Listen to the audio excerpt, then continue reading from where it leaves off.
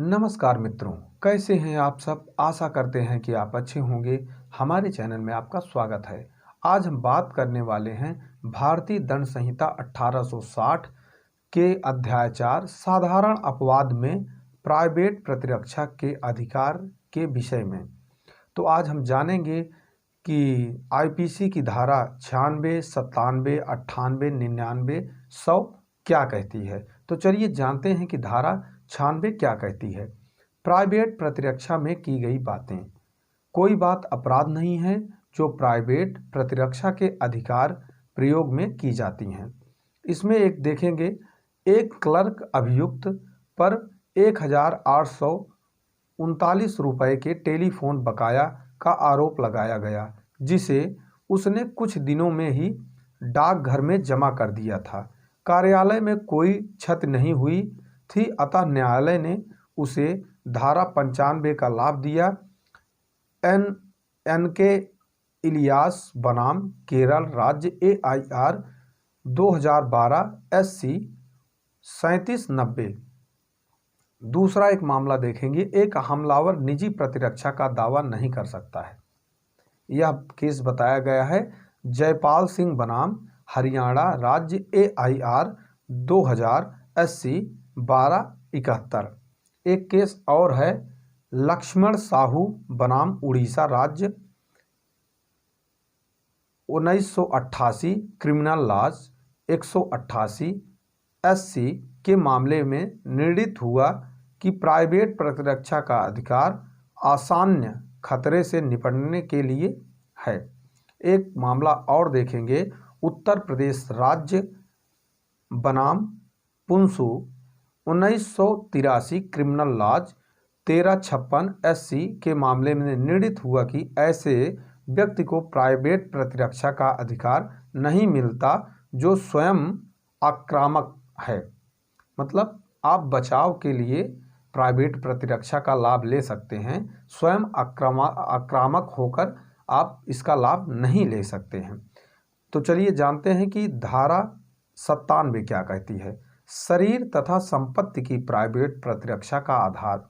धारा 99 अंतर्विष्ट निर्बंधों के अध्याधीन हर व्यक्ति को यह अधिकार है कि वह, पहला इसमें देखेंगे, मानव शरीर पर प्रभाव डालने वाले किसी अपराध के विरुद्ध अपने शरीर और किसी अन्य व्यक्ति के शरीर की प्रतिरक्षा करे। मानव शरीर पर प्रभाव डालने वाले किसी अपराध, चाहे वह उस व्यक्ति के ऊपर स्वयं हो रहा हो या वह कहीं मौजूद है, दूसरे व्यक्ति के ऊपर कोई हमला हो रहा है, तो उसको प्राइवेट प्रतिरक्षा के तहत उसको बचा सकता है। और जो हमलावर हैं, अगर जितना उपयोग वो कर रहे हैं मारने के लिए, उतना वह उपयोग में ला सकता है। दूसरा, किसी ऐसे कार्य के विरुद्ध जो चोरी, लूट, रिष्ट या आपराधिक अत्याचार की परिभाषा में आने वाला अपराध है, या चोरी, लूट, रिष्ट या आपराधिक अत्याचार करने का प्रयत्न है, अपनी या किसी अन्य व्यक्ति की चाहे जंगम चाहे स्थावर संपत्ति की प्रतिरक्षा करे। दूसरे में ये बताया गया। तो चलिए जानते हैं धारा 98। ऐसे व्यक्ति के कार्य के विरुद्ध प्राइवेट प्रतिरक्षा का अधिकार जो विकृत चित्त आदि हो। जो व्यक्ति अगर विकृत चित्त है तो उसका भी हम प्राइवेट प्रतिरक्षा कर सकते हैं। वह कैसे करेंगे इस धारा में जानेंगे। जबकि कोई कार्य जो अन्यथा कोई अपराध होता है, उस कार्य को करने वाले व्यक्ति को बालकपन, समझ की परिपक्वता के अभाव, विकृत चित्त या मत्तता के कारण या उस व्यक्ति के किसी भ्रम के कारण वह अपराध नहीं है, तब हर व्यक्ति उस कार्य के विरुद्ध प्राइवेट प्रतिरक्षा का वही अधिकार रखता है जो वह उस कार्य के वैसा अपराध होने की दशा में रखता। इसमें देखेंगे, दृष्टांत के माध्यम से यह धारा हम समझेंगे। का या पागलपन के असर में का को जान से मारने का प्रयत्न करता है या किसी अपराध का दोषी नहीं है, किंतु का को प्राइवेट प्रतिरक्षा का वही अधिकार है जो वह या के स्वस्थ चित्त होने की दशा में रखता। जैसे अगर कोई पागल आप पर हमला कर देता है तो आप उस पर उसी प्रकार हमला कर सकते हैं कि मानो वह स्वस्थ है और आप अपनी प्राइवेट प्रतिरक्षा कर रहे हैं। एक दूसरे उदाहरण में हम देखेंगे कि का रात्र में एक ऐसे गृह में प्रवेश करता है जिसमें प्रवेश करने के लिए वह वैध रूप से हकदार है, या सद्भाव पूर्वक का को गृह भेदन समझकर का पर आक्रमण करता है, यहाँ या इस भ्रम के अधीन का पर आक्रमण करके कोई अपराध नहीं करता है, किंतु का या के विरुद्ध प्राइवेट प्रतिरक्षा का वही अधिकार रखता है जो वह तब रखता जब यह उस भ्रम के अधीन कार्य न करता। यहाँ एक व्यक्ति जो है अपने घर में घुसता है और रात्रि थी, इसलिए उसके घर में ही मौजूद कोई व्यक्ति उस पर हमला कर देता है भ्रम के कारण कि कोई दूसरा व्यक्ति है। यहाँ जो व्यक्ति घर में प्रवेश किया है वह अपनी प्राइवेट प्रतिरक्षा में उतना कार्य कर सकता है कि मानो जो अगला व्यक्ति है उसको भ्रम ना होता, तब जितने उसकी शक्तियां थी उतना ही इसमें भी कर सकेगा। धारा 99 हम देखेंगे, कार्य जिसके विरुद्ध प्राइवेट प्रतिरक्षा का कोई अधिकार नहीं है। यदि कोई कार्य जिससे मृत्यु या घोर उपहत की आशंका युक्त रूप से कारित नहीं होती है, सद्भाव पूर्वक अपने पदाभास में कार्य करते हुए लोक सेवक द्वारा किया जाता है या किए जाने का प्रयत्न किया जाता है, तो उस कार्य के विरुद्ध प्राइवेट प्रतिरक्षा का कोई अधिकार नहीं है, चाहे वह कार्य विधि अनुसार सर्वथा न्यायोचित ना भी हो। यदि कोई कार्य जिससे मृत्यु या घोर उपहत की आशंका युक्त रूप से कारित नहीं होती है, सद्भाव पूर्वक अपने पदाभास में कार्य करते हुए लोक सेवक के निर्देश में किया जाता है या किए जाने का प्रयत्न किया जाता है, तो उस कार्य के विरुद्ध प्राइवेट प्रतिरक्षा का कोई अधिकार नहीं है, चाहे वह निर्देश विधि अनुसार सर्वथा न्यायोचित ना भी हो। उन दशाओं में जिनमें संरक्षा के लिए लोक प्रतिनिधियों की सहायता प्राप्त करने के लिए समय है, प्राइवेट प्रतिरक्षा का कोई अधिकार नहीं है। इस अधिकार के प्रयोग का विस्तार, किसी दशा में भी प्राइवेट प्रतिरक्षा के अधिकार का विस्तार उतनी अपहानि से अधिक अपहान करने पर नहीं है जितनी प्रतिरक्षा के प्रयोजन से करनी आवश्यक है। स्पष्टीकरण 1 में देखेंगे, कोई व्यक्ति किसी लोक सेवक द्वारा ऐसे लोक सेवक के नाते किए गए या किए जाने के लिए प्रयतित कार्य के विरुद्ध प्राइवेट प्रतिरक्षा के अधिकार से वंचित नहीं होता जब तक कि वह यह न जानता हो कि विश्वास करने का कारण न रखता हो कि उस कार्य को करने वाला व्यक्ति ऐसा लोक सेवक है। स्पष्टीकरण 2 में देखेंगे, कोई व्यक्ति किसी लोक सेवक के निर्देश से किए गए या किए जाने के लिए प्रयतित किसी कार्य के विरुद्ध प्राइवेट प्रतिरक्षा के अधिकार से वंचित नहीं होता जब तक कि वह यह न जानता हो या विश्वास करने का कारण न रखता हो कि उस कार्य को करने वाला व्यक्ति ऐसे निर्देश से कार्य कर रहा है, या जब तक कि वह व्यक्ति उस अधिकार का कथन न कर दे जिसके अधीन वह कार्य कर रहा है, या यदि उसके पास लिखित अधिकार है जो जब तक कि वह ऐसे प्रतिकार को मांगे जाने पर पेश न कर दे।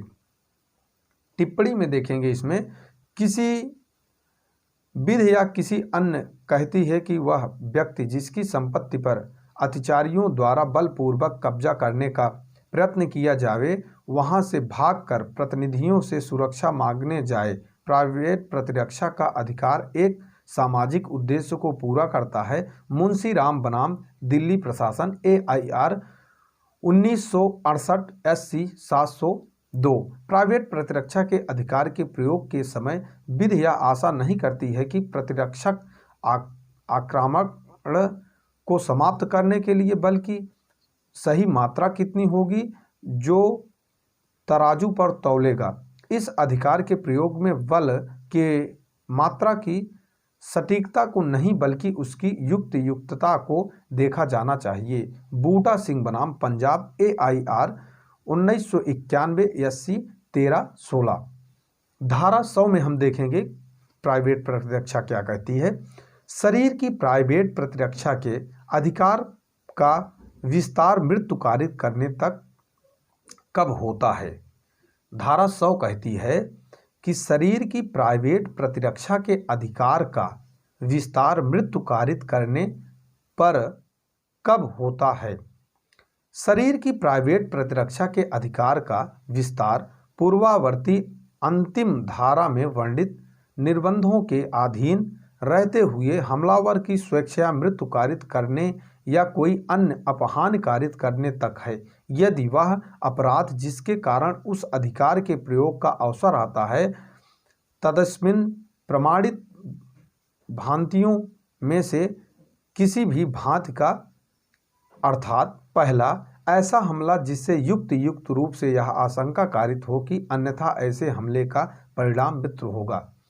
आप भी तब मृत्यु कारित कर सकते हैं अगर यदि आपको यह पूर्ण आशंका हो कि आगे वाला व्यक्ति जो हमलावर है वह जो हमला कर रहा है या करने वाला है उससे हमारी मृत्यु कारित ही हो जाएगी। यह अगर आपको विश्वास है तब आप विपक्षी को मृत्यु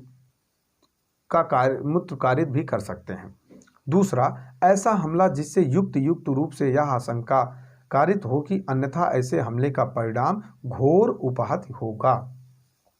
अगर आपको यह भी लग जाए कि इसका परिणाम घोर उपहत है, मतलब पूरी तरह से हम किसी न किसी अंग से बेकार हो जाएंगे, तब भी आप प्राइवेट प्रतिरक्षा में मृत्यु कारित करने तक बचाव कर सकते हैं। तीसरा, बलात्संग करने के आशय से किया गया हमला। अगर बलात्संग करने के आशय से हमला किया गया है तब भी आप मृत्यु कारित करने तक स्वच्छंद हैं। चौथा, प्रकृति विरुद्ध काम तृष्णा के आशय से किया गया कार्य। पांचवा, व्यापहरण या अपहरण करने के आशय से किया गया कार्य। छठा, इस आशय से किया गया हमला कि किसी व्यक्ति का ऐसी परिस्थितियों में सदोष परिरोध किया जाए जिससे उसे युक्त रूप से आशंका कारित हो कि वह अपने को छुड़वाने के लिए लोक प्रतिनिधियों की सहायता प्राप्त नहीं कर सकेगा। सातवां, अम्ल फेंकने देने का कृत्य या अम्ल फेंकने या देने का प्रयत्न करना जिससे युक्त रूप से आशंका कारित हो कि ऐसे कृत्य से परिणाम स्वरूप अन्यथा घोर उपहत कारित होगी। टिप्पणी, स्वेच्छया मृत्यु कारित करने तक आत्म प्रतिरक्षा का अधिकार केवल तभी उपलब्ध है जबकि अभियुक्त यह साबित करता है कि परिस्थितियां ऐसी थी जिससे या तो मृत्यु या तो घोर या गंभीर उपहत का खतरा आसन्न था। अर्जुन बनाम महाराष्ट्र AIR 2012 SC 2181। तो आप धारा 100 यह कहती है कि शरीर के प्राइवेट प्रतिरक्षा के अधिकार का विस्तार मृत्यु कारित करने तक तब होगा जब आपको यह लग जाए कि अगर हमलावर इतना आक्रोशित है कि अगर प्राइवेट प्रतिरक्षा ना की गई तो यह हमारी मृत्यु कारित कर देगा, या हमारे ऊपर अम्ल फेंक देगा, या हमारा अपहरण कर लेगा, या हमारे साथ बलात्कार कर देगा। इन दशाओं में आप विपक्षी को जो है उसकी भाषा में ही जवाब दे सकते हैं। मतलब अगर आपके द्वारा मृत्यु भी कारित हो जाती है तो आप अपराध के दोषी नहीं होंगे। तो इन वीडियो में इन धाराओं में आपको हमने बताया कि प्राइवेट प्रतिरक्षा का अधिकार। अगर यह वीडियो आपको अच्छा लगा हो तो हमारे चैनल को लाइक, शेयर और सब्सक्राइब करें। धन्यवाद मित्रों।